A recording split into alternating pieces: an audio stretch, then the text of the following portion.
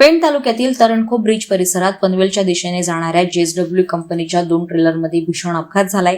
मिळालेल्या माहितीनुसार एक ट्रेलर काही कारणास्तव रस्त्यावर थांबला होता। त्याचवेळी मागून येणाऱ्या दुसऱ्या ट्रेलरच्या चालकाचा वाहनावरील ताबा सुटल्यानं त्याने रस्त्यात थांबलेल्या ट्रेलरला जोरदार धडक दिली। यामध्ये दोन्ही वाहनांचं मोठ्या प्रमाणात नुकसान झालंय। ही धडक झाल्यानंतर मोठा आवाज झाल्याने परिसरातील नागरिकांनी घटनास्थळी धाव घेतली। यात धडक दिलेल्या ट्रेलर चालकाच्या पायाला गंभीर दुखापत झाली असून स्थानिक नागरिकांच्या मदतीने जखमी चालकाला तात्काळ वाहनाबाहेर काढून जवळच्या सरकारी रुग्णालयात दाखल करण्यात आलंय। सध्या त्याची प्रकृती स्थिर असल्याची प्राथमिक माहिती मिळत आहे।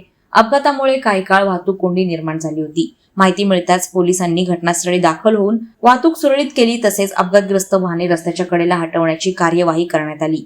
या घटनेचा पुढील तपास संबंधित पोलीस ठाण्याकडून सुरू आहे। दरम्यान वाहन चालकांनी वेगावर नियंत्रण ठेवावं तसंच सुरक्षित अंतर राखावं असं आवाहन पोलीस प्रशासनाकडून करण्यात आलंय। वादळवारा लाईव्हसाठी किरण बांधणकर, पेण।